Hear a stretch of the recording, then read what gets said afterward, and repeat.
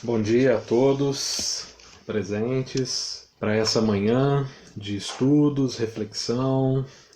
É sempre uma alegria termos essa oportunidade e diante do contexto que vivemos de Brasil e de mundo, mais urgente ainda se faz nos encontrarmos para debater, dialogar e refletir sobre questões que envolvem nossa vida de maneira organizada, de maneira sistematizada, de maneira compromissada.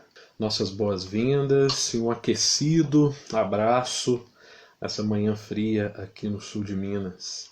Hoje então nós temos um convidado especial, o professor Andrei Ivanov, da Unesp, que vai partilhar conosco um pouco de suas pesquisas e reflexões acerca do amor, segundo Tomás de Aquino. Então, para iniciarmos essa manhã, nós preparamos então uma breve provocação, um breve aceno reflexivo sobre a temática do amor. É o Caio, então gostaria de inicialmente passar a palavra a ele. Da carta de São Paulo aos Coríntios.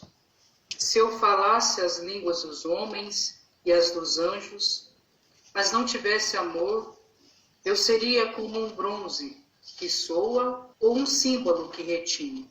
Se eu tivesse o dom da profecia, se conhecesse todos os mistérios, toda a ciência, se tivesse toda a fé a ponto de remover montanhas, mas não tivesse amor, eu nada seria. Se eu gastasse todos os meus bens no sustento dos pobres e até entregasse meu corpo para me gloriar, mas não tivesse amor, de nada me aproveitaria. O amor é magnânimo, é benfazejo, não é invejoso, não é presunçoso, nem arrogante, não faz nada de vergonhoso, não é interesseiro, não se encoleriza, não leva em conta o mal sofrido, não se alegra com a injustiça, mas se regozija com a verdade. Tudo crê, tudo espera, tudo suporta. O amor jamais acabará. Se há profecias, desaparecerão. Se há línguas, cessarão. Se há ciência, desaparecerá. Com efeito, conhecemos parcialmente e profetizamos parcialmente. Mas, quando vier o que é completo, desaparecerá o que é parcial. Quando eu era criança, falava como criança, pensava como criança, raciocinava como criança. Quando me tornei adulto, rejeitei o que era próprio de criança.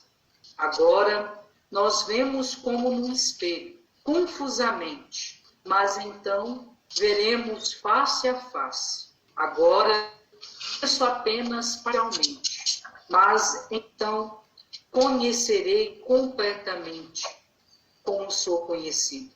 Atualmente, permanecem estes três: a fé, a esperança e o amor. Mas o maior deles é o amor. Temos hoje então mais um colóquio filosófico. Acolho o professor Andrei Ivanov, que fará a conferência As Duas Perspectivas do Amor, segundo Tomás de Aquino. O professor Andrei Ivanov é doutor em filosofia pela Universidade Estadual de Campinas, com período sanduíche na Pontifícia Universitas São Tommaso d'Aquino, mestre e bacharel em filosofia pela Universidade de São Paulo, graduado em arquitetura e urbanismo pela Universidade de São Paulo. Fez o seu estágio de pós-doutoramento pela Thomas Institute, na Universidade de Colônia, Alemanha. Desde 2009 é professor da Unesp, Universidade Estadual Paulista. Tem experiência na área de filosofia, com ênfase em filosofia medieval e estética, atuando principalmente nos seguintes temas: Tomás de Aquino, metafísica, teoria do conhecimento, filosofia moral, problemas estéticos e teoria da arte. Amor, uma palavra tão bonita e forte quanto desgastada e compreendida e usurpada. Aliás, não seria já um equívoco de início chamar o amor de palavra? Talvez não. Já entre os gregos, essa palavra é complexa, polissêmica. Falta, busca do que falta, comprometimento amigável, doação gratuita. Que coisa é essa, o amor? Inspira-nos quando sentimos, embaraça-nos quando temos de explicá-lo. Mas será ainda o amor apenas algo que se sente? Não seria assim apenas paixão? Febre? Amor é sentimento? Ou seria decisão? E que espécie de decisão, se assim for? Realmente, o amor nos deixa loucos. Ou talvez a sua ausência assim nos deixaria. Ou mesmo o descompromisso por compreendê-lo. Segundo ensina a Igreja, o significado último da encarnação de Jesus Cristo é a revelação do amor trinitário. Ele nos revela que Deus é em seu próprio seio comunhão infinita de amor. E a partir disso, a que grau de profundidade o amor pode chegar? O amor salva. Por consequência, o amor trinitário é fundação do amor humano, posto que somos criados à imagem desse mesmo Deus, que é comunhão de pessoas que se amam mutuamente. A revelação cristã do amor trinitário é também a revelação da pessoa humana ao amor, iluminando nossa dignidade e liberdade. Porque o amor, então, tem a ver com comunhão, ele é também antídoto ao egoísmo, como bem expressou Leão XIII na sua encíclica Rerum Novarum, Leão XIII que foi um grande tomista.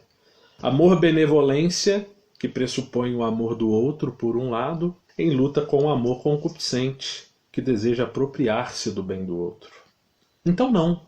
Como provocamos no início, chamar o amor de palavra não é um equívoco.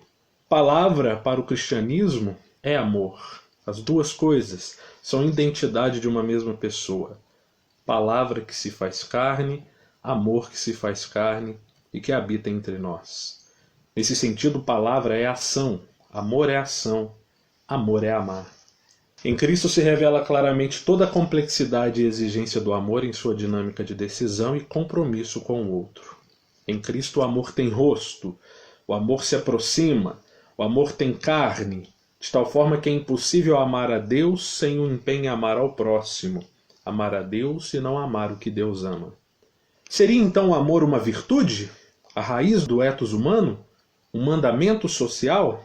Paulo, em seu hino à caridade, afirma que ela é a maior das virtudes, a que mais precisaremos no céu, a que mais precisamos aqui, pois nós, que amamos e o próximo a ser amado, somos sempre alguém que se apresenta concreto e socialmente, não uma mera ideia.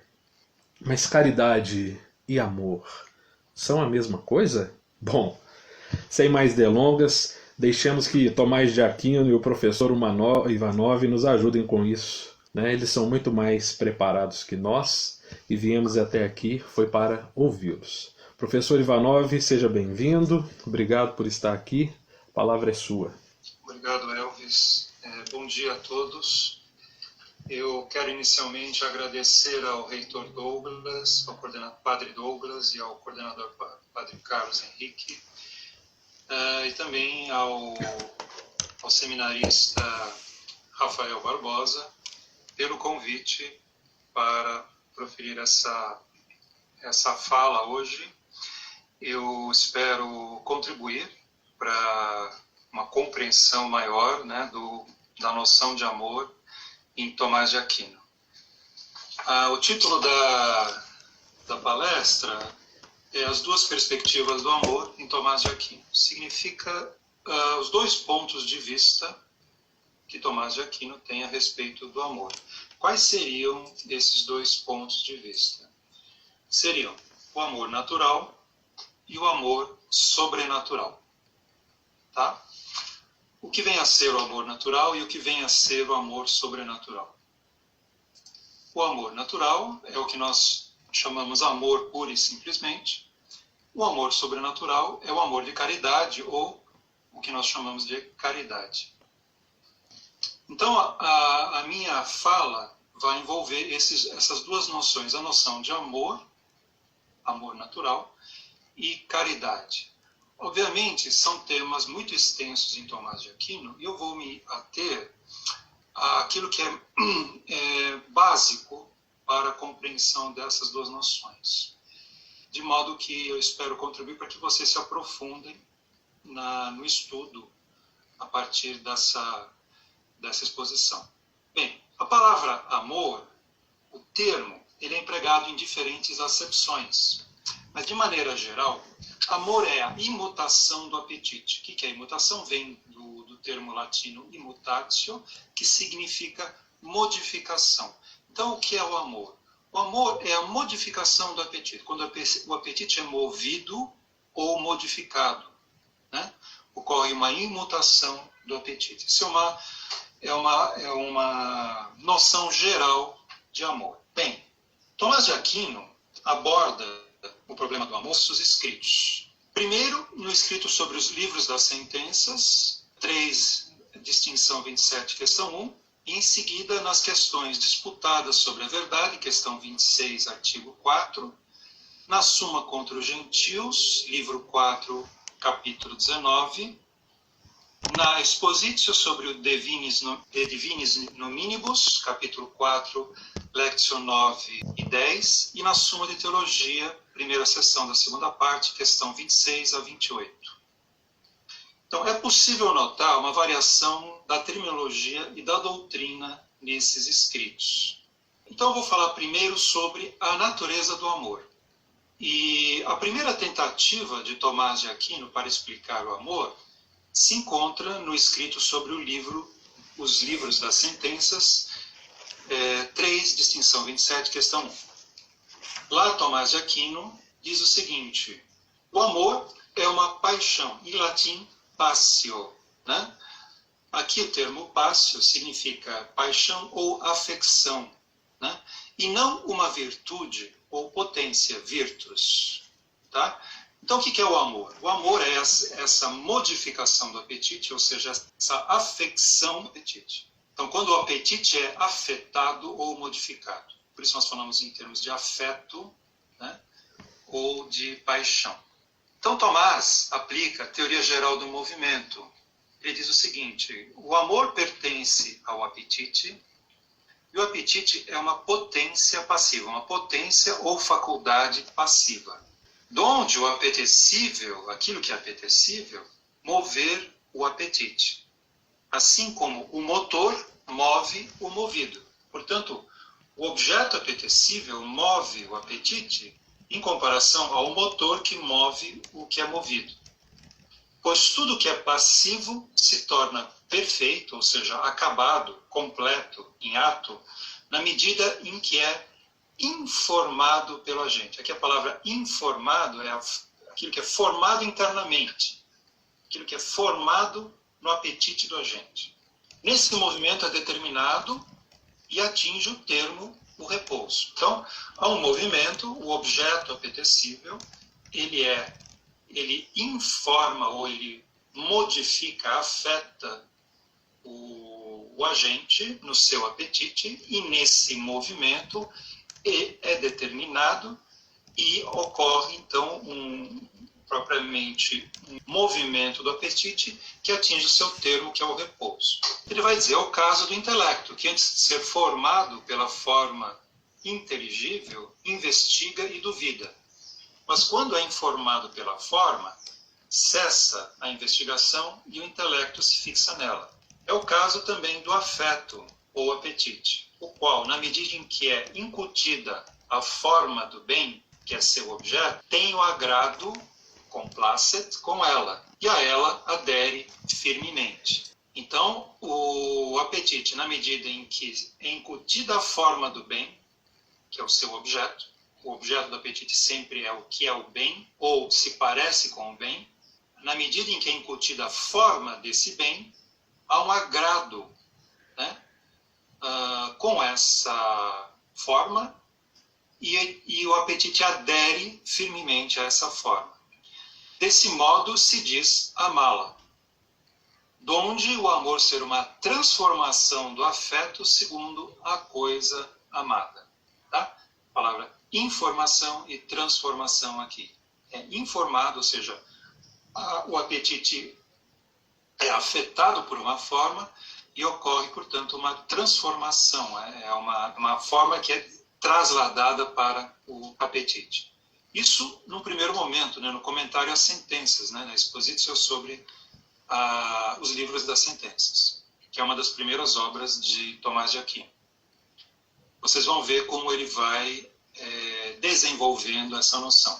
A doutrina do amor exposta, portanto, no escrito sobre os livros das sentenças, está toda condensada nessas linhas.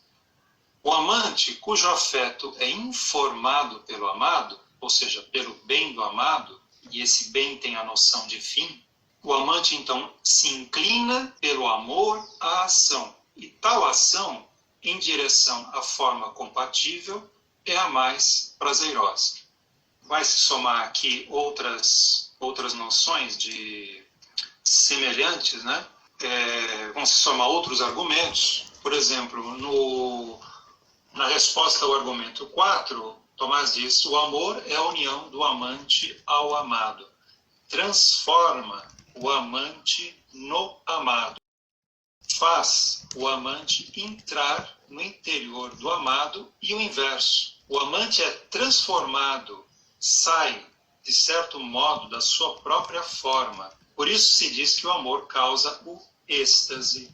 Êxtase vem do grego êxtasis, que significa saída de si. O amor faz com que o amante saia de si, se transforme na forma do amado. Também na resposta ao quinto argumento, Tomás diz que a união entre o amante e o amado é uma união pura e simplesmente, assim como a união da matéria e da forma. O amor torna o amado a forma do amante. E na distinção 27, questão 1, artigo 2, Tomás considera o amor em seu sujeito, que é a potência afetiva ou apetitiva. E ele diz: o amor é a determinação, terminatio, do movimento apetitivo. Quer dizer, o amor é uma determinação desse movimento apetitivo. É aquilo que determina o movimento apetitivo. É aquilo que vai causar o movimento apetitivo.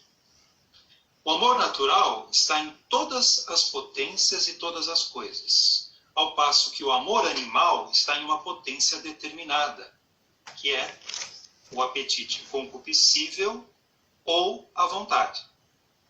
Então, veja, aqui Tomás está usando a expressão amor natural em sentido específico. Ele vai dizer que em todas as potências ou faculdades e em todas as coisas existe amor natural. Agora, o amor animal está na potência ou faculdade determinada, que é o apetite concupiscível ou a vontade.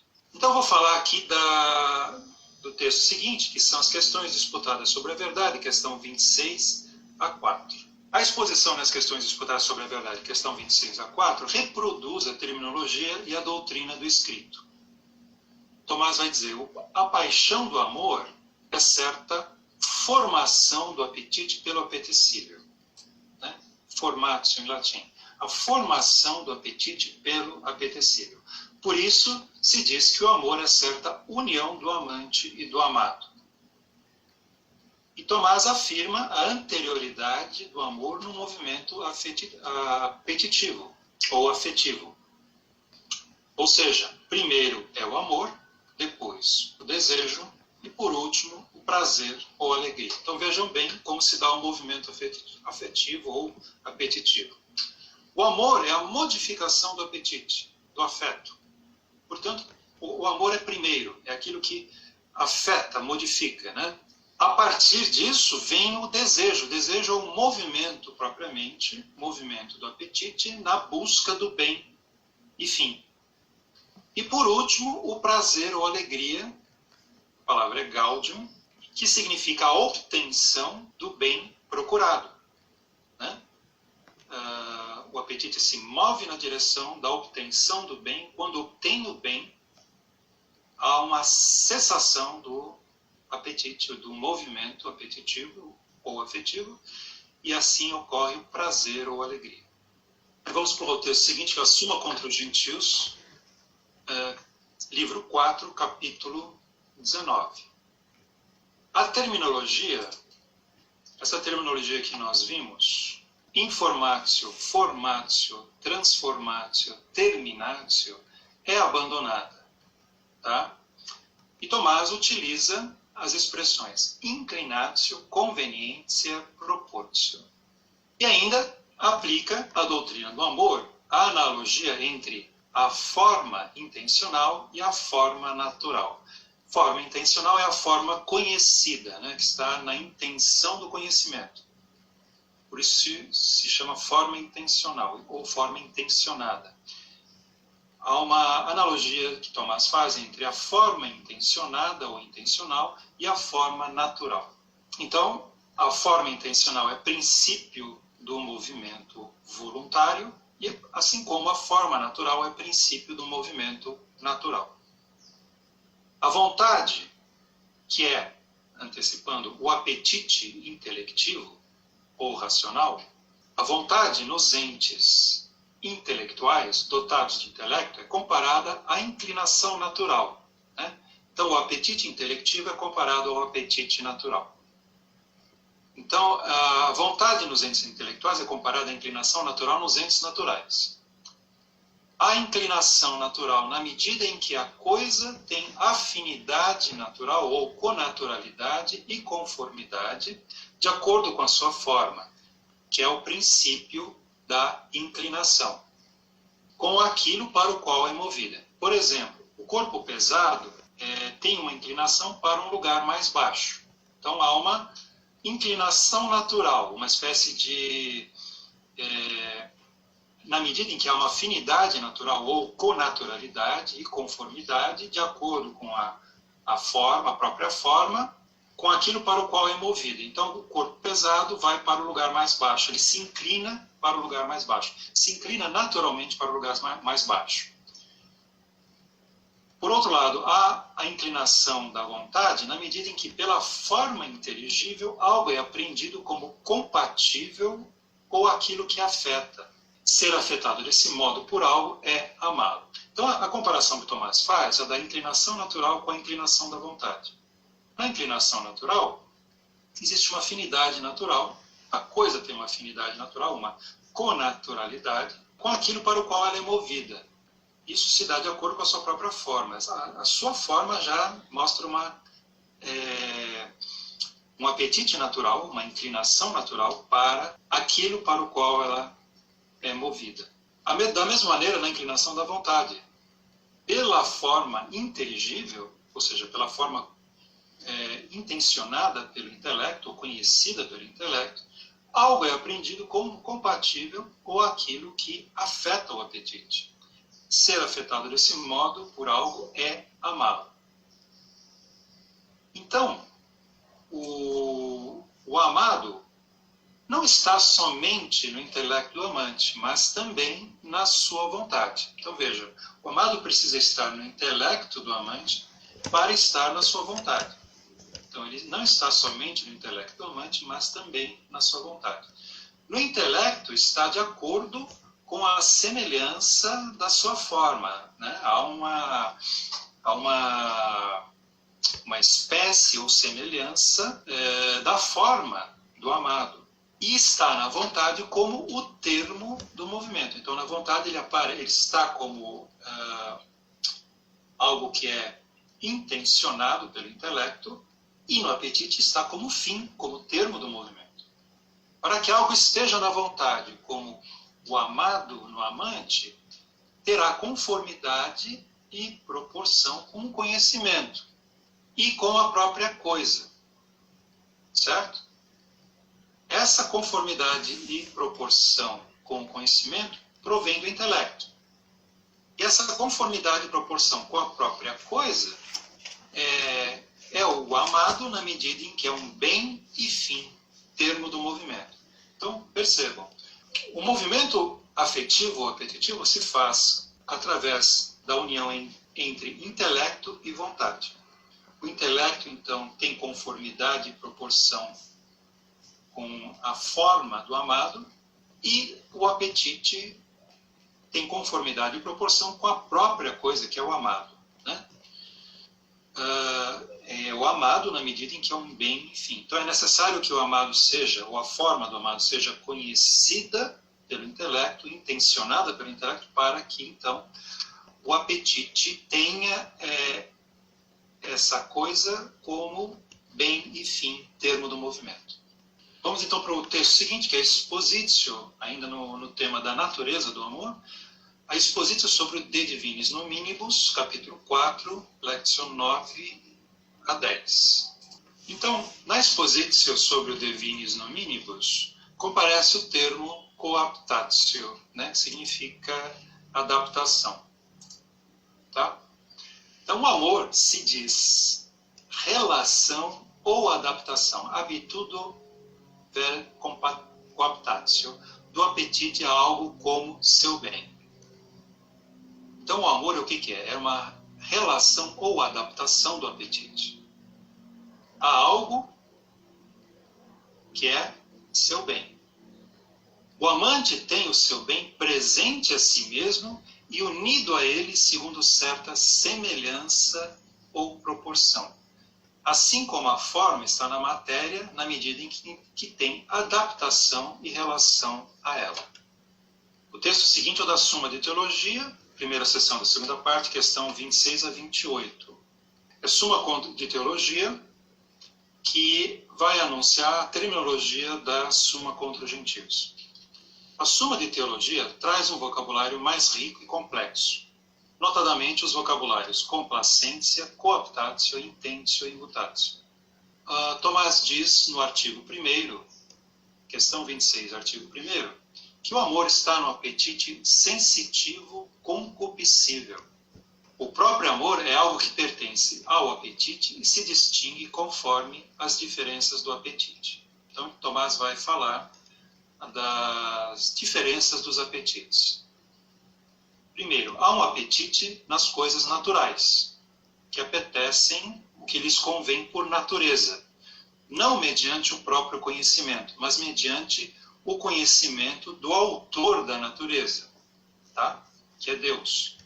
Este é o apetite natural. Segundo, há outro apetite que se segue ao conhecimento do sujeito apetente, mas por necessidade e não após o livre juízo, o livre-arbítrio, a livre escolha, chamado apetite sensitivo dos animais racionais, que no homem tem alguma liberdade na medida em que obedece à razão. Então, o apetite sensitivo, ele se segue ao conhecimento que existe no sujeito apetente, o conhecimento do objeto apetecível, mas não após o livre juízo, não após uma livre escolha, o livre-arbítrio. É o apetite sensitivo nos animais racionais. O nosso apetite sensitivo, do ser humano, tem alguma liberdade na medida em que obedece à razão. Em terceiro lugar, há um terceiro apetite que se segue ao conhecimento do sujeito apetente após o livre juízo. É o apetite intelectivo ou racional, chamado vontade. Certo? Então ele faz a distinção entre o apetite natural em sentido estrito, o apetite sensitivo e o apetite intelectivo ou racional, que é a vontade. Em cada um destes apetites, o amor indica o princípio do movimento que tende para o fim amado. Então, o que é o amor? O amor é o princípio do movimento, da tendência ou da inclinação para o fim amado. No apetite natural, esse princípio é a conaturalidade do sujeito apetente com aquilo para o qual tende e se diz amor natural. Semelhantemente, a adaptação coaptatio do apetite sensitivo ou da vontade a algum bem, que é o agrado, complacência com o bem, se diz amor sensitivo ou amor intelectivo ou racional. O amor sensitivo está no apetite sensitivo concupiscível porque tende para o bem e não para o árduo ou difícil, que é o objeto do apetite irascível. Né? Assim como o amor intelectivo está no apetite intelectivo. O apetite concupiscível, ele procura a obtenção do bem e o prazer ou alegria nesse bem. O apetite irascível busca o que é árduo ou difícil. O apetite intelectivo busca o que é o bem em geral. Então, no artigo 2, Tomás retoma a definição de amor esboçada antes no escrito sobre os livros das sentenças. O amor é uma paixão ou afecção, pois a paixão é um efeito do agente no paciente, certo?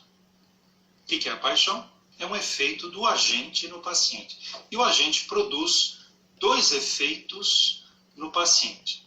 Dá-lhe, primeiro, uma forma e, em seguida, o movimento que se segue à forma. Então, o apetecível, o que é apetecível, primeiro dá ao apetite certa adaptação, né, a ele, que é o agrado como o apetecível. E disso advém o movimento ao apetecível. Certo? Então, o movimento ao apetecível deriva dessa adaptação, que é o agrado com o apetecível. A partir daí, advém o movimento para obter o apetecível.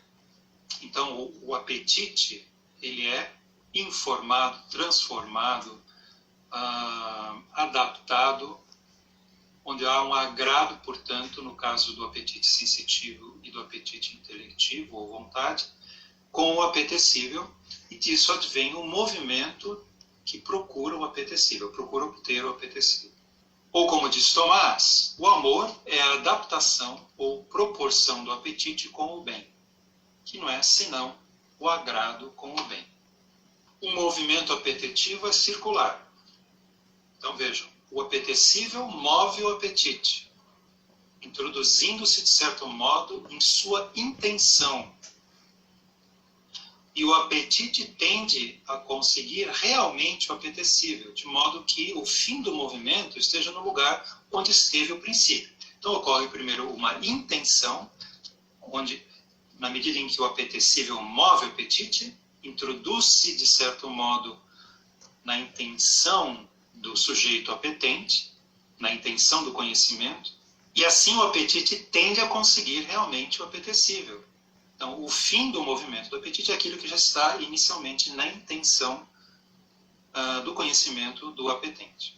Continuando, a primeira modificação, immutatio, voltamos ao termo, né? Modificação.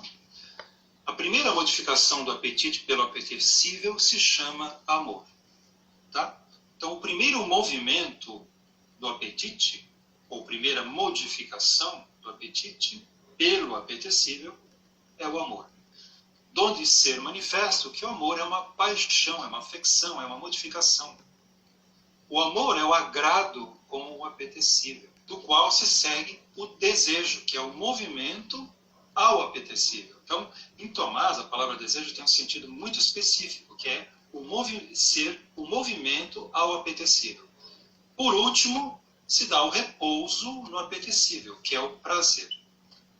Então nós temos aí um movimento afetivo ou apetitivo que se faz do amor ao prazer. Então passa-se do amor ao desejo ao prazer, do agrado ao movimento e ao repouso.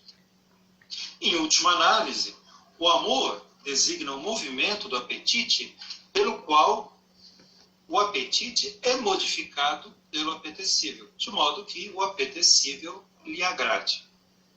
Aí vamos para o artigo 3º. No artigo 3º, Tomás considera os sentidos análogos de amor, né? Quais sejam amor, dileção, caridade e amizade.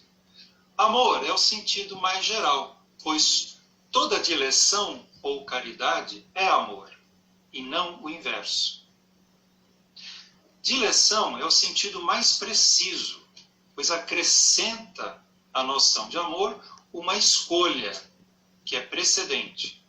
Por isso, a dileção não está no apetite concupiscível, mas somente na vontade, que é capaz de escolha, livre escolha, ou livre juízo. E está somente na vontade e apenas na natureza racional.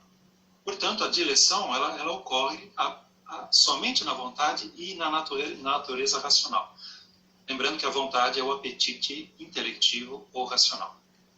Caridade é o sentido que acrescenta à noção de amor certa perfeição do amor, na medida em que se estima de grande valor o que é amado.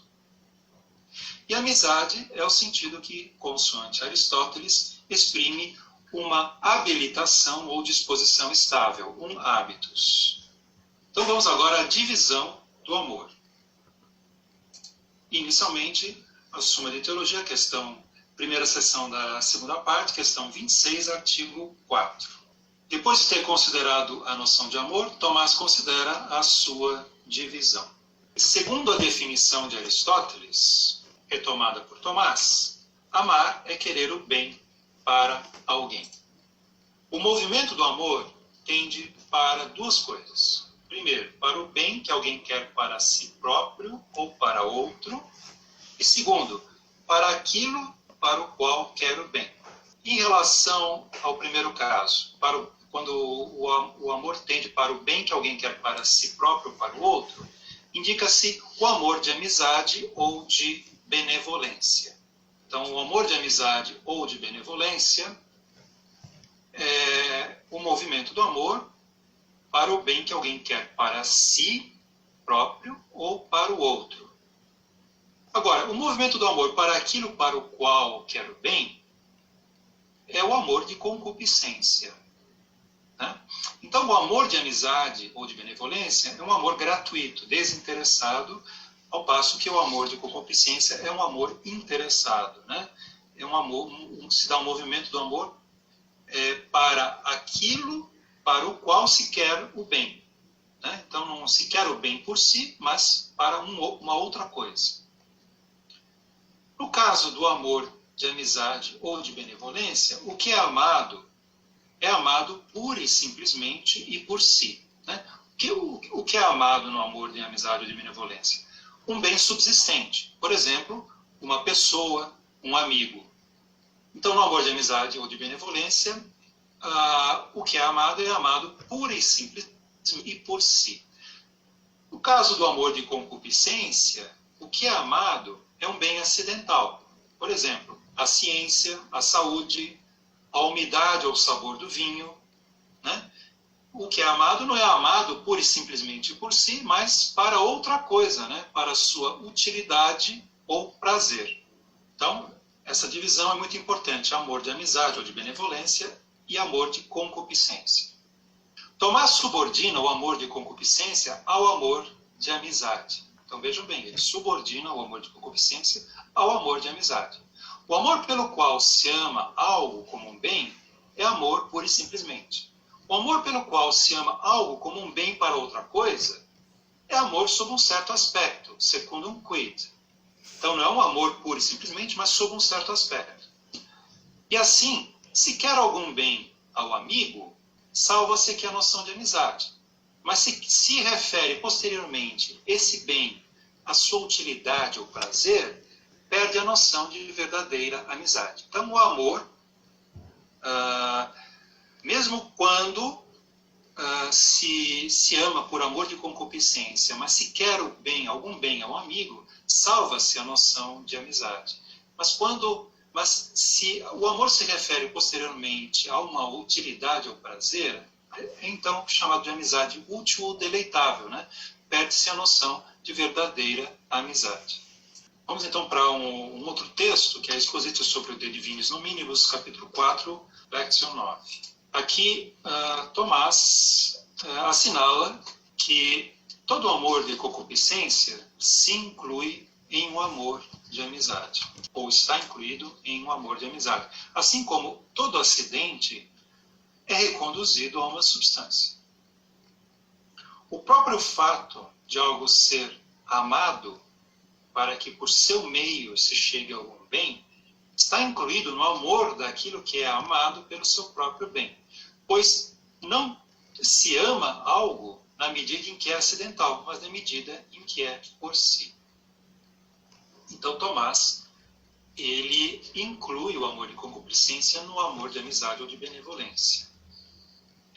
dizendo que ao se amar algo, para que por seu meio se chegue a algum bem, isso está incluído no amor daquilo que é amado pelo seu próprio bem. Porque não se ama algo na medida em que é acidental, mas na medida em que é por si. Tomás chega à conclusão de que o amor de concupiscência, em última análise, se reduz ao amor de amizade. Claro que não é um amor como o amor de amizade, que é um amor que ama o objeto do amor pura e simplesmente, por si, mas para outra coisa, né? Para certa utilidade ou prazer. Então, a amizade útil ou deleitável, ela não é uma verdadeira amizade no sentido do amor, da amizade, do amor de benevolência ou amor de amizade. Mas sempre se ama algo que é por si. Não se ama algo na medida em que essa coisa é acidental, mas na medida em que ela é por si. Na medida em que ela é uma substância. Vamos então para a causa do amor. Isso está na Suma de Teologia, primeira seção da segunda parte, questão 27, artigos 1 a 3. Então vamos primeiro, Tomás então enumera as causas do amor. As causas do amor são 3. O bem, o conhecimento e a semelhança. Vamos primeiro para o artigo 1. Tomás diz que o bem é a causa primária do amor, pois o amor pertence à potência apetitiva, que é uma potência passiva, cujo objeto é a causa de seu movimento ou ato. Tá? Então, a potência apetitiva, ou potência ou faculdade apetitiva, é uma potência passiva, ela é afetada, né? Ela está em potência, né? Portanto, é uma potência, ela está em uma potência. Potência, o que é? Potência é uma capacidade para operar, né?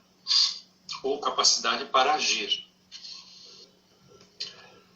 No caso da potência apetitiva, é uma capacidade para operar que está passiva, ela precisa ser afetada para operar. Ela não opera por si, mas precisa ser afetada. Então, ela é afetada, a potência apetitiva, o objeto é a causa do seu movimento ou ato. Né? Portanto, é preciso que o objeto do amor seja a causa do amor. Né? O que é esse objeto do amor? É o bem, ou aquilo que parece como bem. Então, o bem é o seu objeto próprio, pois o amor implica conaturalidade ou agrado do amante com o amado. Lembram? Conaturalidade no caso do apetite natural, em sentido estrito, e agrado no caso do apetite sensitivo ou apetite racional ou intelectivo. Né? Então, o amor implica conaturalidade ou agrado do amante com o amado. E para cada um é bom o que lhe é connatural e proporcionado, donde o bem ser a causa própria do amor. Aí vamos para o artigo 2. Então, por outro lado, o conhecimento é igualmente causa do amor. Então, nós estamos na segunda causa do amor. A primeira causa é o bem, a segunda causa é o conhecimento. O conhecimento é igualmente causa do amor. Se o bem é a causa do amor a modo de objeto, o próprio bem só é objeto do amor na medida em que ele é apreendido, ou seja, conhecido. A visão corporal é princípio do amor sensitivo. E também a contemplação da beleza ou bondade espiritual, né? A beleza espiritual. Então, tanto a visão corporal, o sensível próprio da visão, é princípio do amor, assim como a contemplação da beleza ou beleza espiritual, que é a bondade espiritual. E Tomás, então, no artigo 3º, vai acrescentar a semelhança como terceira causa, né, do amor. Aqui não se trata de semelhança intencional, ou seja, da semelhança que existe na intenção do conhecimento. Quando o conhecimento intenciona alguma coisa, tem uma semelhança ou uma espécie da coisa, da forma da coisa. né? Então não se trata dessa semelhança, mas de semelhança metafísica, como veremos. Existem outras passagens, né, outras afirmações que fazem eco a essa doutrina, né? Tomás diz: a raiz do amor é estritamente falando, e esse estritamente falando significa, é uma referência à semelhança metafísica, a raiz do amor é estritamente falando a semelhança do amado com o amante. O amor é causado pela semelhança. A semelhança é princípio do amor, princípio ou causa do amor. A semelhança é causa ou determinação do amor. Então, aqui Tomás não está falando de semelhança intencional, mas de semelhança metafísica. E assim considera dois modos de semelhança. A semelhança de dois atos, quando duas coisas têm a mesma forma em ato. Por exemplo, se dizem semelhantes duas coisas tendo a brancura, né? Então, são duas coisas que têm a mesma forma em ato. Segundo, uma semelhança de proporção, quando uma coisa tem impotência e, por certa inclinação, uma forma que outra tem em ato. Por exemplo, se dizem semelhantes um corpo pesado que está fora do seu lugar e um corpo pesado que está no seu lugar, né? E aqui entra também o caso da semelhança da potência ao ato, pois a própria potência está, de certo modo, em ato. Então, o modo 1, né, causa o amor de amizade ou de benevolência, né? Quando dois são semelhantes, como se tivessem uma forma. São, de certo modo, um só naquela forma. Assim como dois entes humanos são um só na humanidade e duas coisas brancas são uma só na brancura. Por isso, o afeto de um tende para o outro como sendo um só consigo e quer o bem para ele como para si mesmo. Então, no amor de amizade ou de benevolência, dois são semelhantes como se tivessem uma forma. O afeto de um tende para o outro como sendo um só, né, de ambos os lados, e quer o bem para ele como para si mesmo.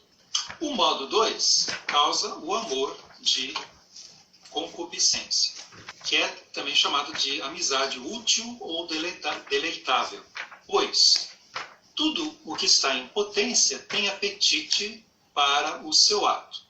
Tudo que está em potência tem uma inclinação para o seu ato, o ato da potência, um apetite para esse ato.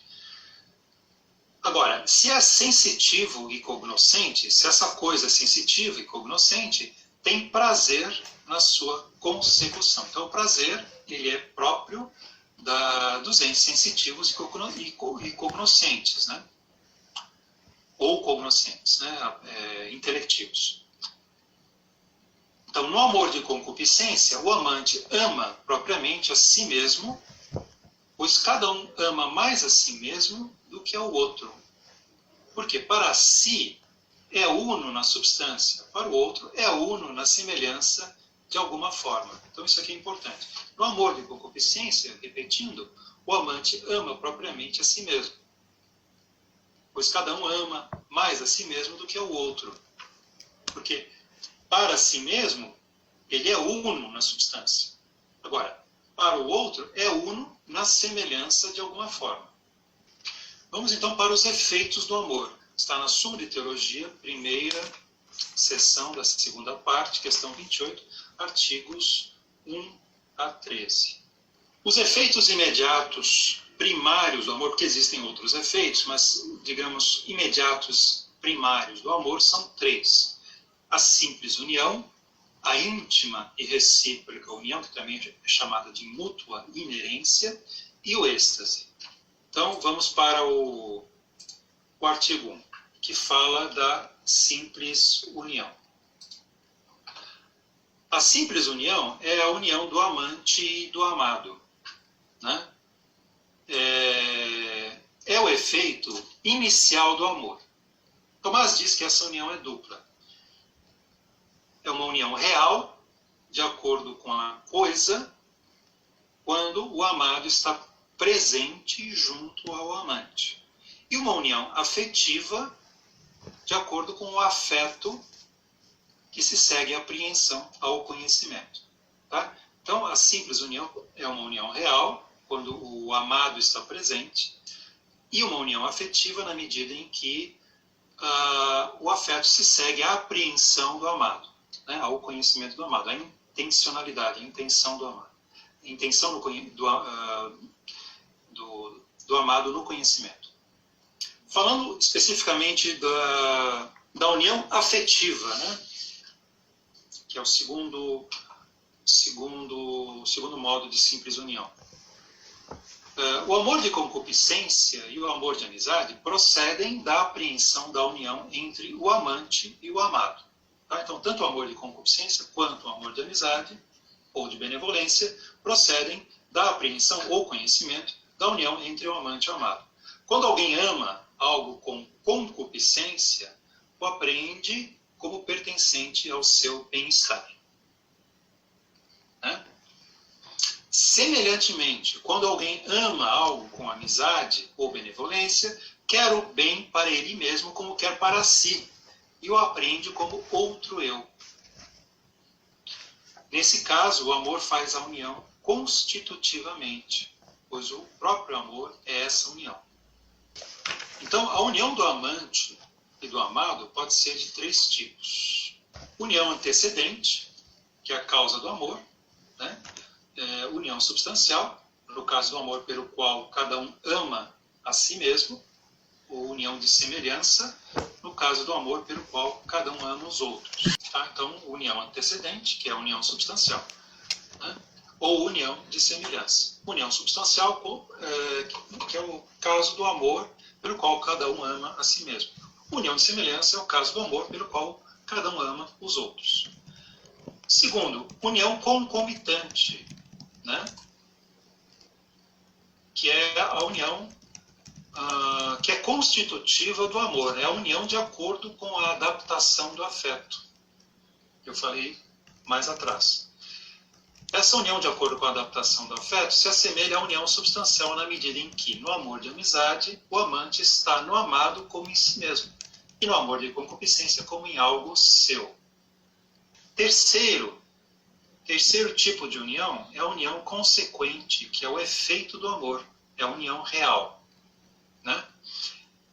Que o amante procura com o amado de acordo com a compatibilidade do amor. Então nós temos aí a união antecedente, união concomitante e união consequente. A união antecedente se divide em união substancial ou união de semelhança. A união concomitante é constitutiva do amor, é a união de acordo com a adaptação do afeto.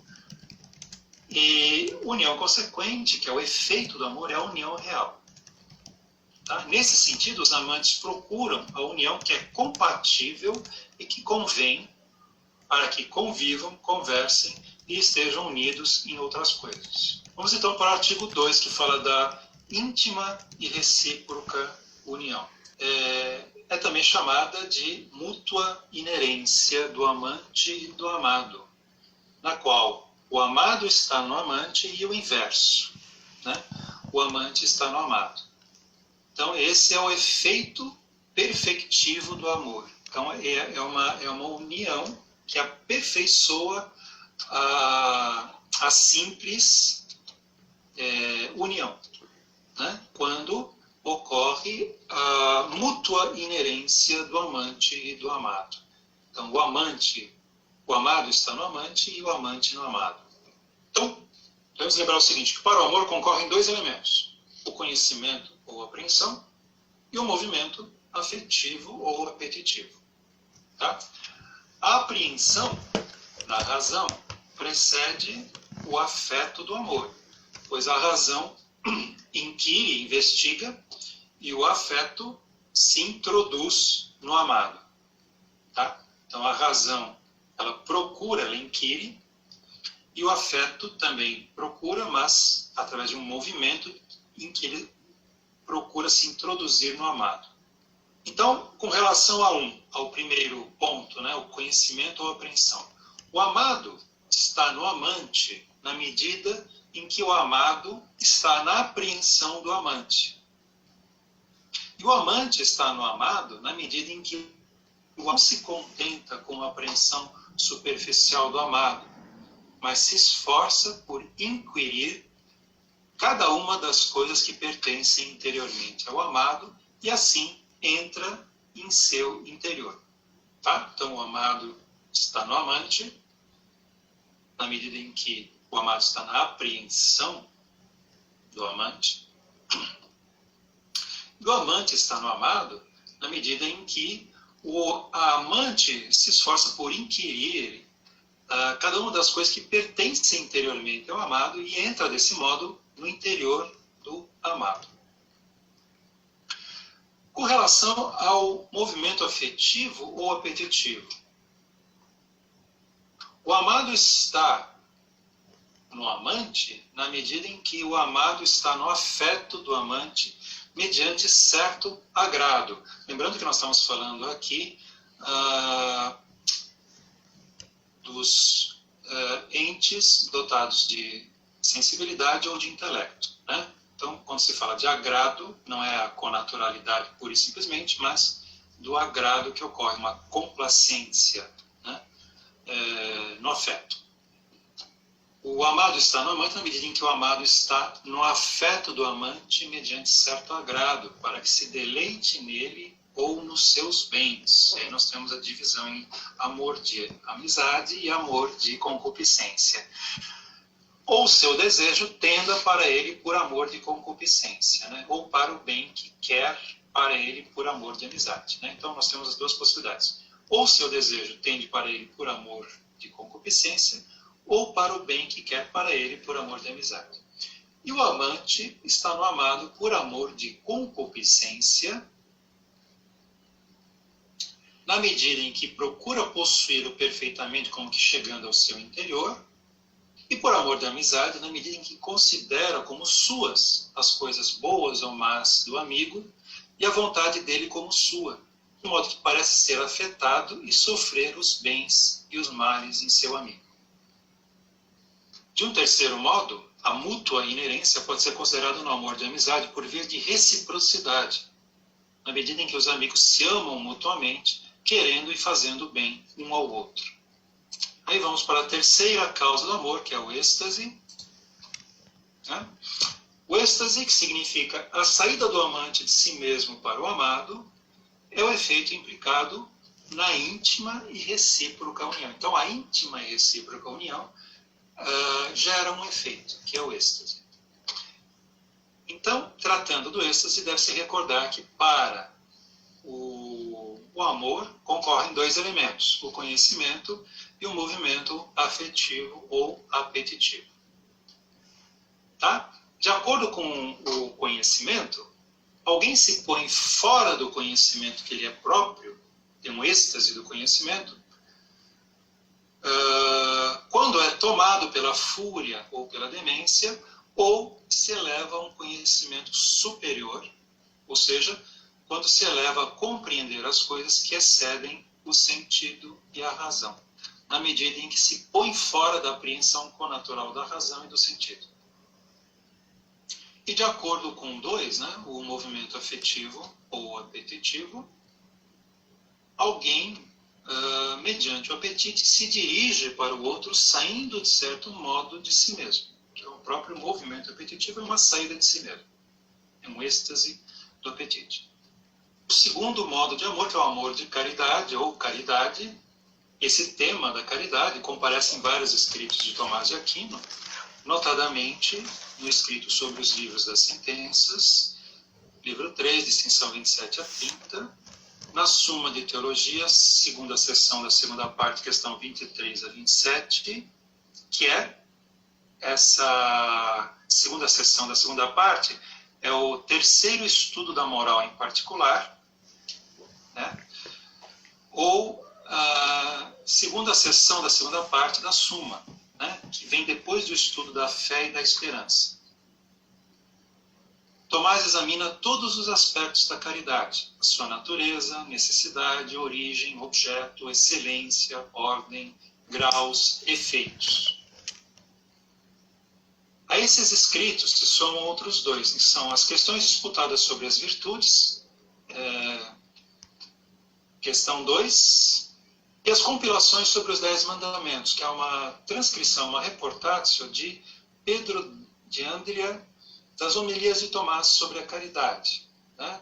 Tomás fala da caridade, dos seus 2 preceitos e os 10 mandamentos. Eu vou aqui falar então da natureza da caridade, baseado então no escrito sobre os livros das sentenças e a Suma de Teologia. Vamos primeiro para o escrito sobre os livros das sentenças, livro 3, distinção 27. Eu não vou tratar de todos os temas da caridade, vou falar apenas de 3 aspectos que são natureza, necessidade e origem, para não me estender demais. Primeiro, falando da natureza da caridade, Tomás se ocupa da natureza ou essência da caridade no escrito sobre os livros das sentenças. No livro 3, distinção 27, questão 2, artigo 1, Tomás diz que a caridade é certa amizade do homem para com Deus. O amor, na medida em que se encontra no apetite sensitivo, se diz propriamente amor, pois implica paixão.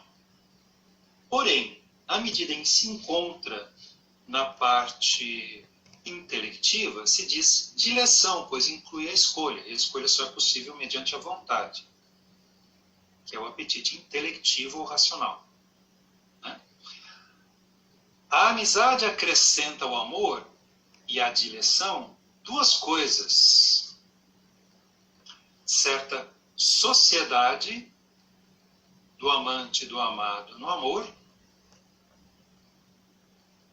de modo que ao se amarem, mutuamente se conhecem. E fazem isso por escolha, não somente por paixão. Por isso a amizade se assemelha a uma habilitação ou disposição estável e o amor a uma paixão.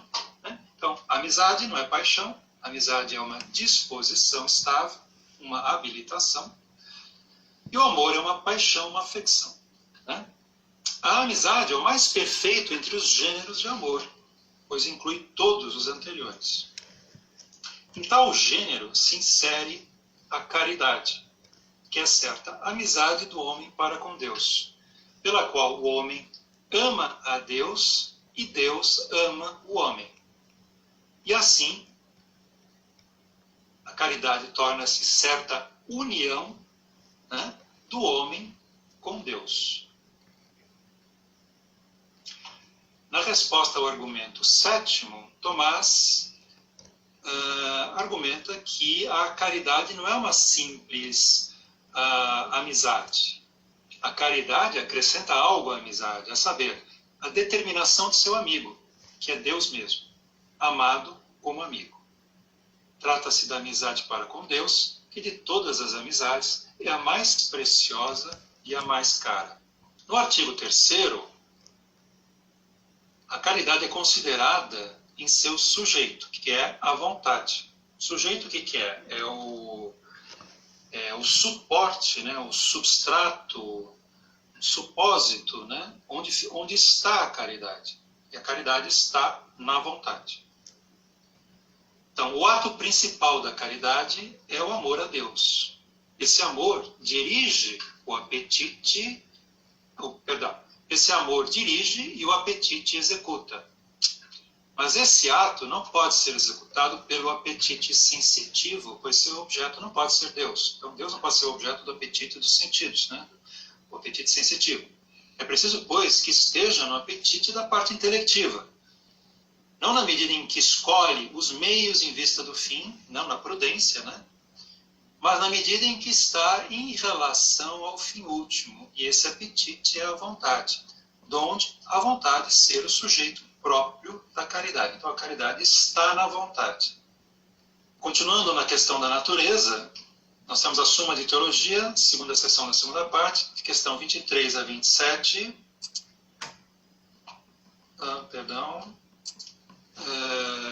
Tomás, então, retoma a abordagem em duas questões da Suma de Teologia. São as questões 23 e 24, onde na questão 23 ele trata da caridade em si mesma, questão 23, e na questão 24, da caridade em ser sujeito. Eu vou pular isso para não me alongar, e vou passar diretamente para a necessidade, né? O tópico da necessidade da caridade, que está no escrito sobre os livros das sentenças, distinção, livro 3, distinção 27, questão 2, artigo 2. Tomás vai dizer aqui que a caridade é uma virtude necessária. Vejam bem, a caridade é uma virtude, é uma amizade, portanto, uma virtude, um hábito, uma disposição estável, né? Uma disposição que aperfeiçoa o nosso apetite, a vontade, o nosso apetite racional. Aquilo que faz conviver com o outro é amizade ao máximo, né? A amizade ao máximo está na convivência com o outro.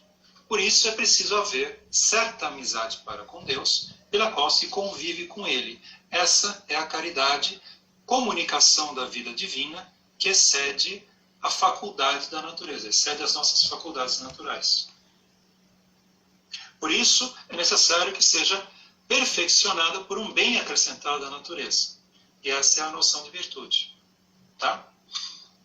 Portanto, a caridade é uma virtude que ela é acrescentada à nossa natureza. Aperfeiçoa, perfecciona a nossa natureza. Portanto, é uma virtude necessária. Ela deve existir porque tendemos para a amizade ao máximo, que só pode ser a amizade para com Deus. E a caridade, então, ela é acrescentada para que essa amizade ocorra, aperfeiçoando a nossa natureza. Donde dizer-se que a caridade é uma virtude teológica, ou teologal, derramada no coração do homem pelo Espírito Santo que lhe foi dado. Isso está em São Paulo, Romanos 5,5. E agora, falando da origem da caridade, vou tomar o texto da Suma de Teologia, segunda seção da segunda parte, questão 24, artigo 2, onde Tomás diz que a caridade é causada por infusão divina. Pois, isso já foi dito então anteriormente, né, quando disse que a caridade é uma virtude teológica ou teologal derramada no coração do homem pelo Espírito Santo que lhe foi dado. Portanto, é infundida, né? Ela é causada por infusão divina. Pois a amizade do homem para com Deus se funda na comunicação com a bem-aventurança eterna. Então, essa amizade do homem para com Deus, a caridade, se funda na comunicação com a bem-aventurança eterna. Essa comunicação não é um bem natural, porque excede a faculdade da natureza, mas é um bem sobrenatural dado gratuitamente. É uma graça santificante.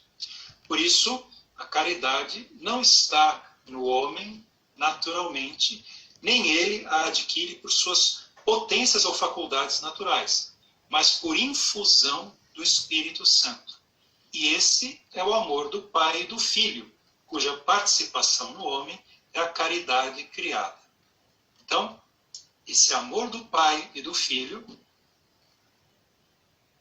ocorre uma participação desse amor no homem, e isso é chamado de caridade criada.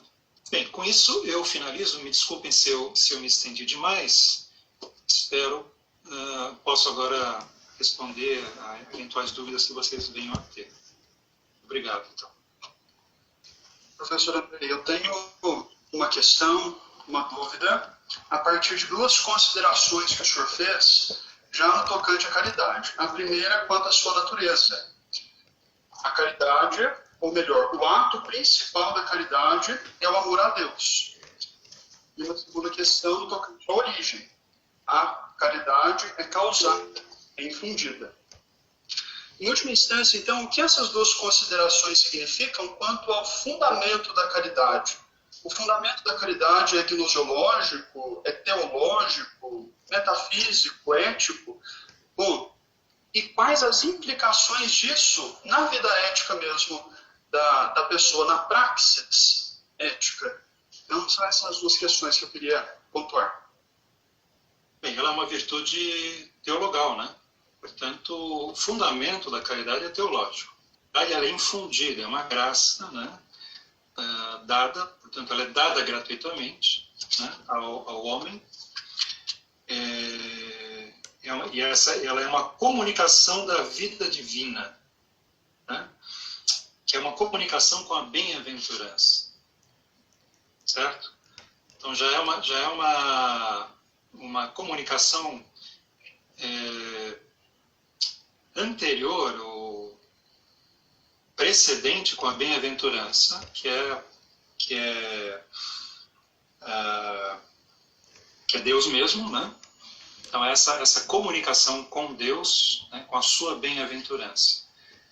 E ela não pode ser obtida naturalmente, ou seja, através das nossas potências naturais, mas ela aperfeiçoa as nossas potências naturais, notadamente o nosso apetite e a vontade, né? Portanto, ela tem implicação na vida moral, obviamente, certo? No sentido de que aperfeiçoa a nossa vontade, tem uma implicação na nossa vida moral. Tá? Então, a caridade é essa participação ou comunicação com a vida divina. A vida divina é a bem-aventurança, né? Que é uma participação com a natureza de Deus. Nós não conhecemos a natureza de Deus, mas participamos dessa natureza de algum modo, através de um dom, né, de Deus mesmo. Temos aqui também, professor, uma pergunta no chat do nosso amigo Pedro Mendonça. Vou fazer então a questão dele. Professor Andrei, obrigado pela conferência. Vivemos hoje um tempo de tamanha insensibilidade a ponto de as pessoas serem tidas como invisíveis. Poderíamos dizer que, por vezes, o homem cria espécie de blindagens para não se deixar afetar pelo outro, para não o amar?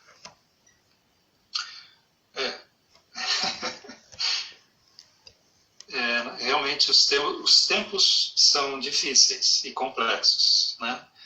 Há um ataque aos nossos valores, à religião, à família, obviamente.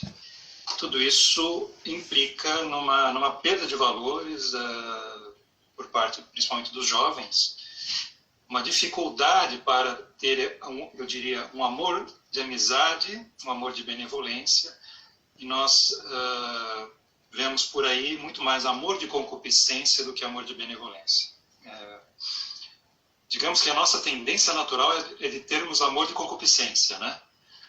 O amor de benevolência exige de nós um certo esforço, vamos dizer. Quer dizer, procurar amar o outro por si, né? Querer o bem do outro, né? No fim das contas, nós tendemos ao amor de benevolência, porque, como Tomás diz, o amor de concupiscência se reduz, em última instância, ao amor de benevolência, pois o que é amado é uma substância, né? Sempre o que é amado é algo, né? Uma pessoa, ou um amigo, etc. Então, mesmo que nós amemos por utilidade ou por prazer, que é o amor de concupiscência, buscando algo útil com aquele amor, buscando prazer com aquele amor, que é o que ocorre demasiado hoje em dia, onde as pessoas confundem o amor, né? Acham que amam a pessoa, mas amam, na verdade, o que elas podem ter da pessoa, né?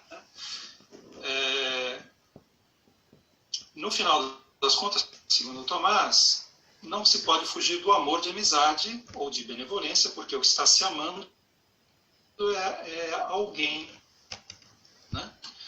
E então, se há uma dificuldade para amar, sim, uma confusão com relação ao que é amar, e nós somos, eu diria, nós somos mais incitados a todo momento a ter amor de concupiscência ao invés de ter amor de amizade.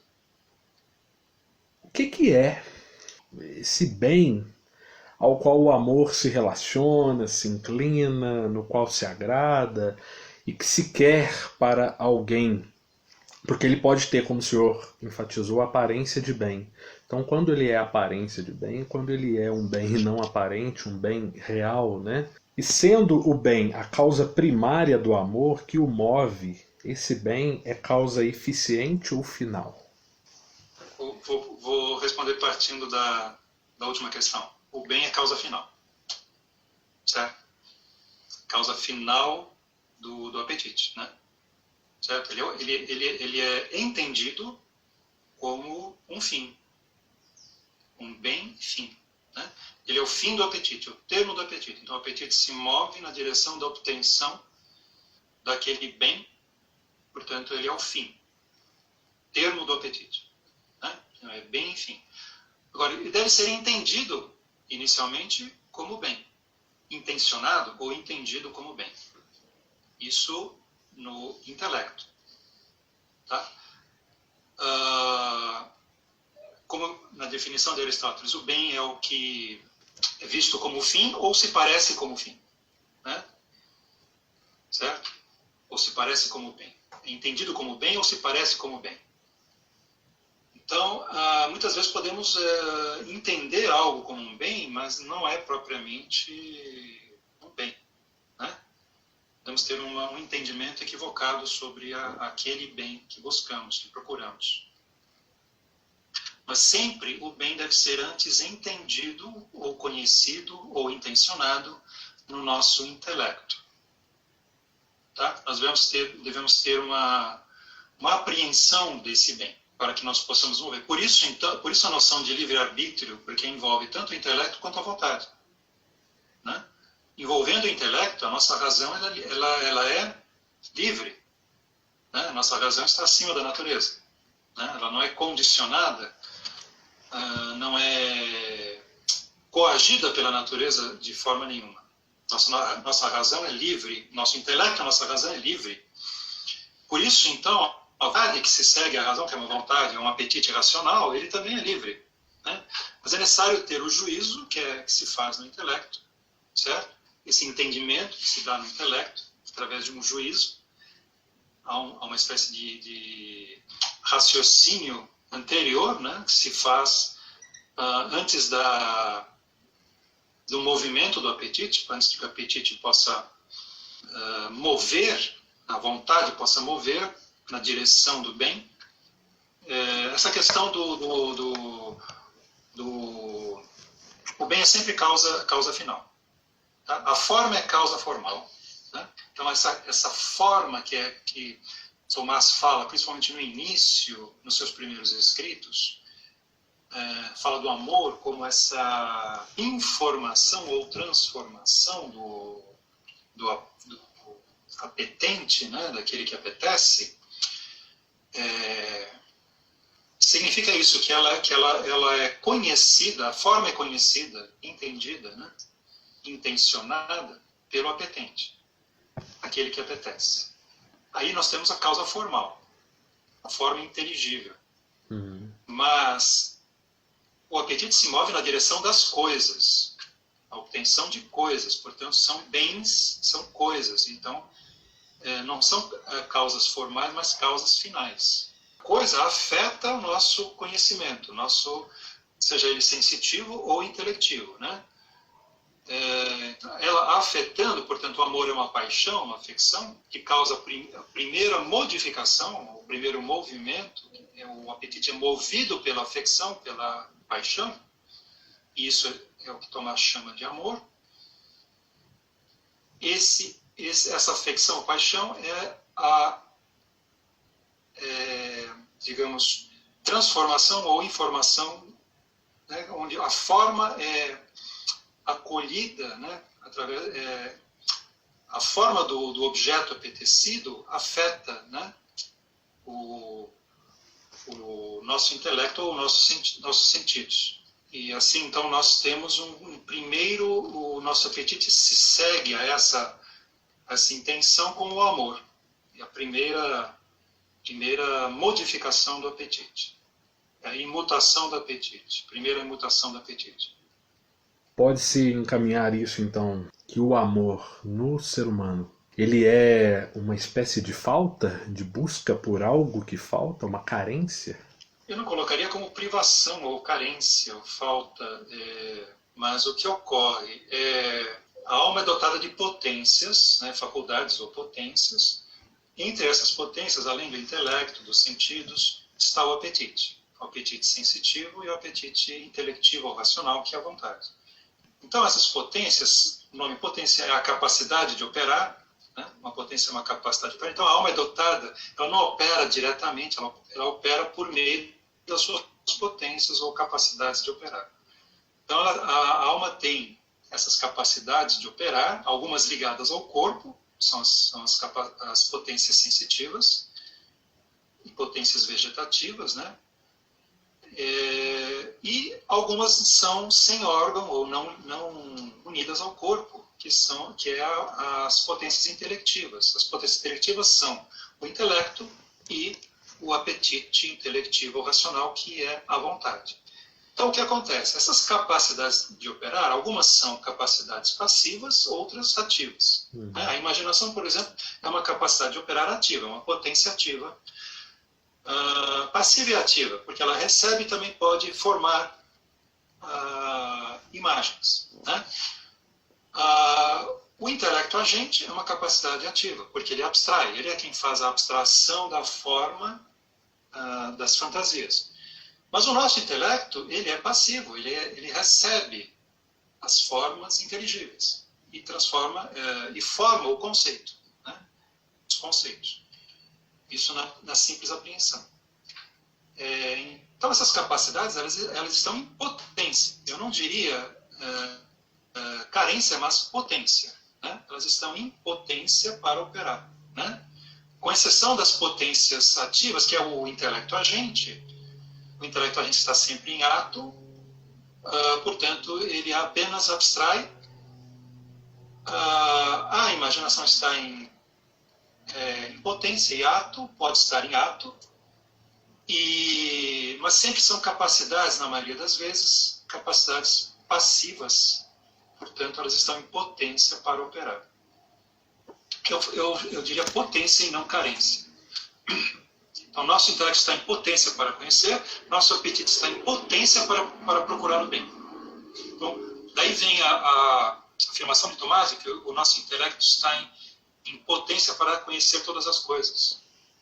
Assim como o nosso apetite está em potência para apetecer todas as coisas, e o que na verdade satisfaz o nosso apetite racional é o fim último, né? Ao qual o nosso apetite não é livre para se procurar, porque ele deve procurar necessariamente o fim último, que é Deus, a bem-aventurança.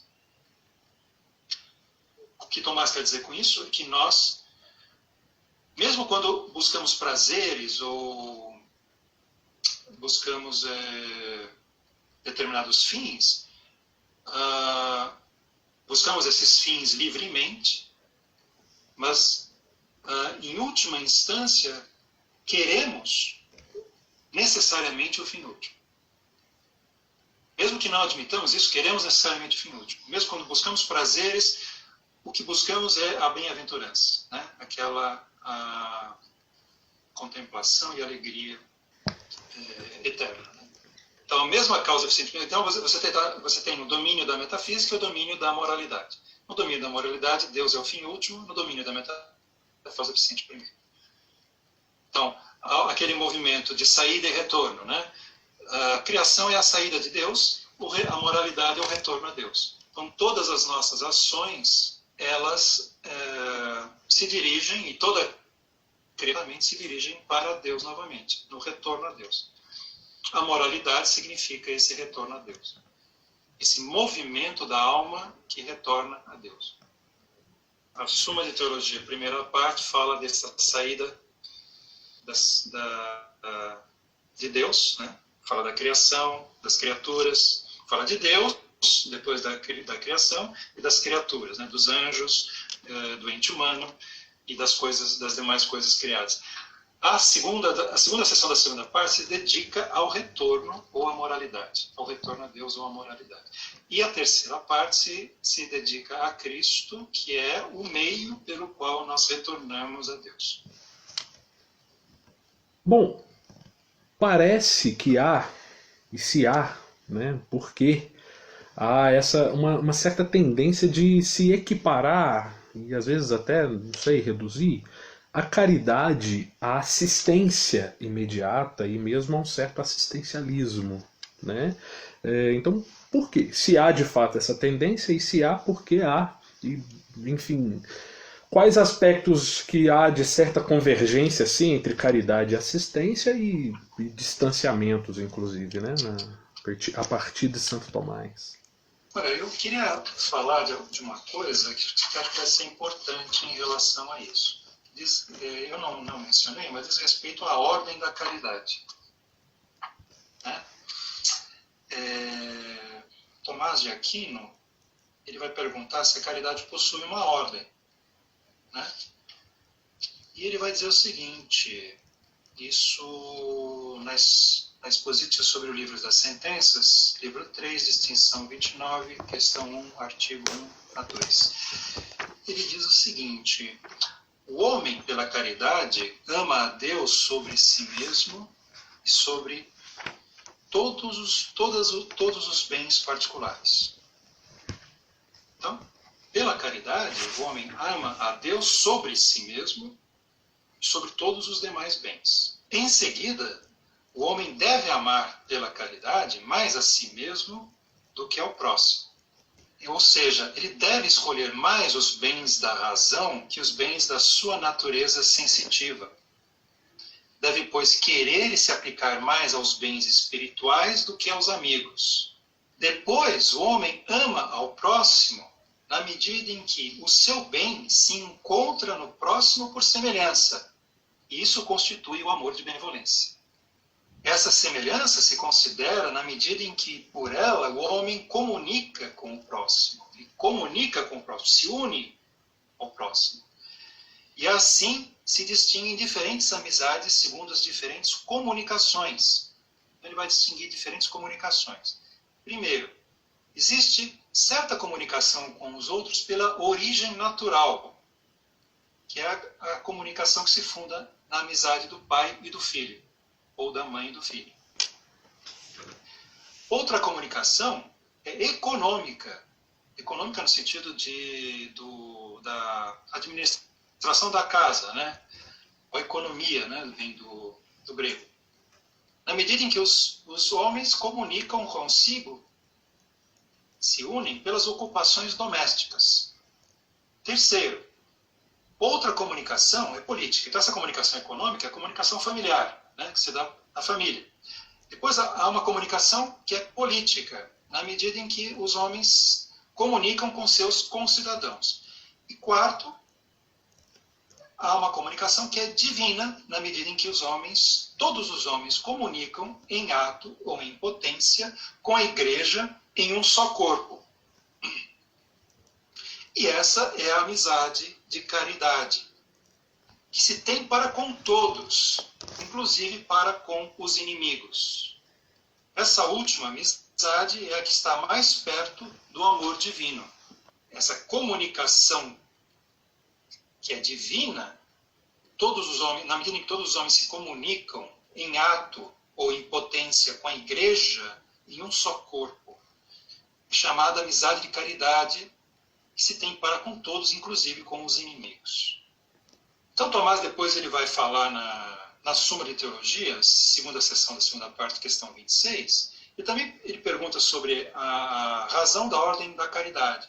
Ele diz o seguinte: há uma razão para a ordem da caridade. Ele diz: o amor de caridade, com efeito, tende para Deus, que é o princípio da bem-aventurança. Por isso é necessário considerar uma ordem do que é amado pela caridade, segundo a referência a esse princípio. Então há uma ordem do que deve ser amado. em referência a Deus, que é o princípio da bem-aventurança. Então, a ordem do amor começa com Deus. Ele fala da ordo amores, né? A ordem do amor começa com Deus, que há de ser mais amado do que o próximo. Pois a amizade de caridade se funda na comunicação da bem-aventurança, que é essencialmente em Deus, como no princípio primeiro, do qual se deriva a todos e do qual se deriva a todos que podem possuí-la.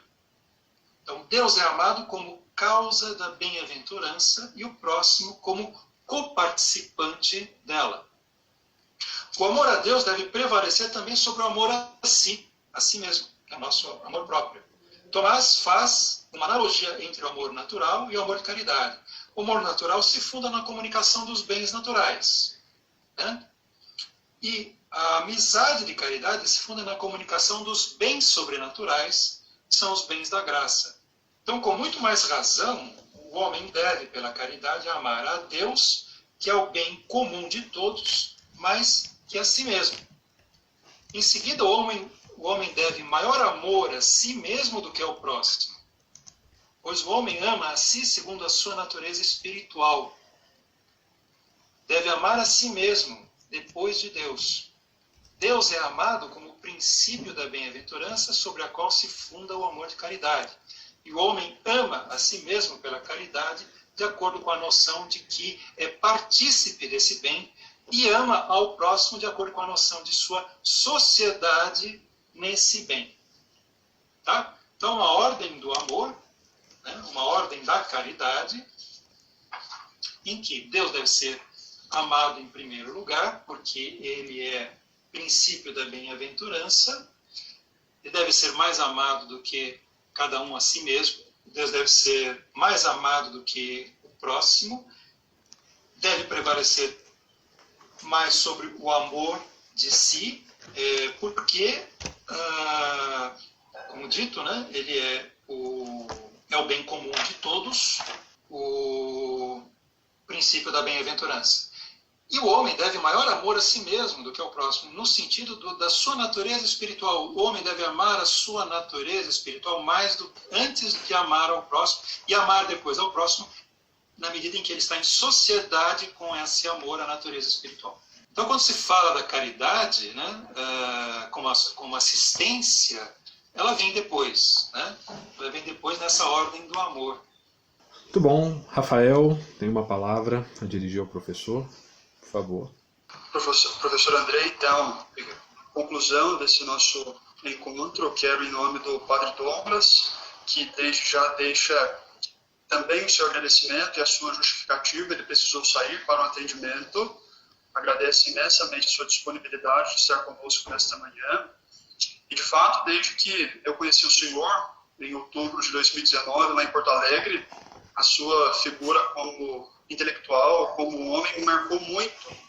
Então, desde aquela ocasião, nós estamos tentando viabilizar um encontro com o senhor aqui no nosso instituto, e quando essa oportunidade surgiu, ficamos muito felizes. Então, muito obrigado de coração pelo seu sim, pela sua disponibilidade, e espero que esse encontro aconteça outras vezes. Foi uma alegria muito grande contar com a sua presença, tenho certeza que isso nos enriqueceu bastante. O professor Francis Day tem uma questão para fazer? Desculpa, eu deixei para lançar a pergunta em cima da hora, né? Mas é que a fala do professor Andrei, parabéns a vocês do seminário pela organização, me fez pensar em algumas coisas, professor, que são caras ao meu trabalho, né? Eu sou professor de História da Arte, a maior parte dos meninos do seminário, e eu gostaria só de lançar uma questão para o senhor, principalmente em cima da relação do amor de amizade, né? Qual que seria a visualidade, né, para não usar o termo iconografia, dos santos mais próximos dessa relação daquele que é afetado e passa a sofrer os bens e os males do seu amigo? Porque eu fiquei pensando na imaginária para São Tomás de Aquino e na imaginária para São Francisco de Assis. E aí, qual imagem vem na cabeça do senhor, do contato de museus e coleções que tocaria o senhor para falar um pouco dessa questão? Obrigado. Eu diria o próprio Santo Agostinho, né? Santo Agostinho, você tem algumas imagens de Santo Agostinho que mostram ele sendo, digamos, tocado, né, no seu intelecto tendo a graça, né, para poder ser a iluminação, né, como ele mesmo fala, a iluminação que ocorre. Eu me lembro, tem algumas imagens de Santo Agostinho, algumas pinturas, né, a respeito. Vários outros santos, né, a gente pode falar, por exemplo, de Santa Teresa, né, de Jesus, São João da Cruz, vários outros, né,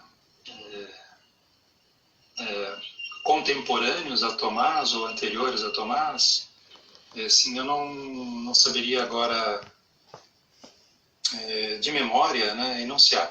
Mas a gente pode ver, isso é simples, né? Você pode ver essa afecção, né, que o santo tem, né? Ele é afetado pela caridade, vamos dizer assim, né? Pela graça da caridade, né? Como dom, né? Que não é sobrenatural. A caridade é um dom sobrenatural, né? Mas eu diria isso, né? Você tem vários exemplos hoje em dia, né? Padre Pio, etc., né? Você tem exemplos incríveis. Aí não é uma iconografia, né? São fotos, né? Do próprio Padre Pio. Mas na iconografia você tem até o século XIX, início do XX, né? Você tem uma iconografia maior a respeito, né? A própria iconografia oriental, né? Que mostra o Cristo, o Pantocrator, né? E Nossa Senhora, né? E não pode esquecer disso, né? A iconografia de Nossa Senhora também é importante. O Papa Francisco, recentemente, ele tem nos ajudado muito, talvez, também a pensar um pouco essa questão da imagem, da expressão do amor, da caridade. E tem nos ajudado muito a resgatar que talvez a melhor imagem de tudo isso seja a própria pessoa humana, que é a imagem do Deus que é caritas, do Deus que é amor. Talvez reaprendermos a ver, a enxergar, a contemplar essa imagem no rosto e na face de cada um seja o grande desafio para os dias de hoje. E eu queria então encerrar com essa provocação do próprio Papa Francisco, que na perspectiva do amor e da caridade nos insere num outro termo que talvez ajude a sintetizar e abra caminhos e construa pontes, que é o conceito, é o termo amabilidade. E aí eu cito Fratelli Tutti, número 224. A amabilidade é uma libertação da crueldade que às vezes penetra nas relações humanas, da ansiedade que não nos deixa pensar nos outros, da urgência distraída que ignora que os outros também têm direito de ser felizes. Hoje raramente se encontram tempo e energia disponíveis para tratar bem os outros, para dizer com licença, desculpe, obrigado.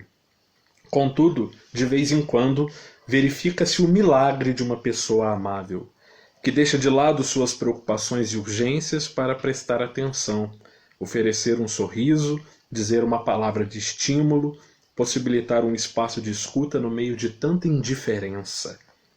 Esse esforço, vivido dia a dia, é capaz de criar aquela convivência sadia que vence as incompreensões e evita os conflitos. O exercício da amabilidade não é um detalhe insignificante, nem uma atitude superficial ou burguesa, dado que pressupõe a estima e respeito. Quando se torna cultura em uma sociedade, transforma profundamente o estilo de vida, as relações sociais, o modo de debater e confrontar ideias. Facilita a busca de consensos e abre caminhos onde a exasperação destrói todas as pontes. Então, professor, obrigado. Obrigado por se fazer um oferecimento de sorriso, estímulo, ocasião de escuta, de aprendizado. O senhor foi hoje uma presença amável no meio de nós. Obrigado. Gostaria de dar uma última palavra? Por favor. Veja, você falando, as coisas vão ocorrendo, né, para mim. E é interessante que num colóquio nós pensamos junto, né, conjuntamente. Ajudamos uns aos outros a refletir. né? Então, me ocorre agora com muito mais clareza o seguinte: o amor, obviamente o amor a Deus, ele é primeiro, o amor a si vem em seguida. E estudar é uma forma de amor a si, porque significa aplicar-se aos bens espirituais, procurar amar a sua natureza espiritual, a sua própria natureza espiritual, para depois ser capaz de amar em sociedade com os demais, né? Então eu colocaria aí o estudo, que é uma forma de amor a si próprio, que é subordinado ao amor a Deus, e também o fazer artístico, por que não? O fazer artístico também é uma forma de amor a si, que depois permite esse amor ao próximo em sociedade. Então, qual é o objetivo do estudo, da arte? Amar a Deus, amar a si e ser capaz de amar os outros em sociedade, né? Em sociedade com eles, nesse amor a Deus, né? Amor a si, nos bens espirituais e no amor a Deus. Então o amor está sempre implicado, né? Tanto no estudo, no fazer artístico, na moralidade e sobretudo subordinado ao amor a Deus. Eu quero agradecer, para mim foi um prazer imenso, eu espero ter sido útil para todos vocês, né? Essa é a minha função, quer dizer, uma espécie de dedicação, né? Uma profissão, como se diz, em que aqui eu procuro exercitar um amor de benevolência, vamos dizer assim, né? o amor de amizade, de benevolência. E como eu falei, subordinado tudo ao amor a Deus, né? Então eu agradeço mais uma vez. Obrigado a todos que compareceram, que assistiram e que participaram. Muito obrigado.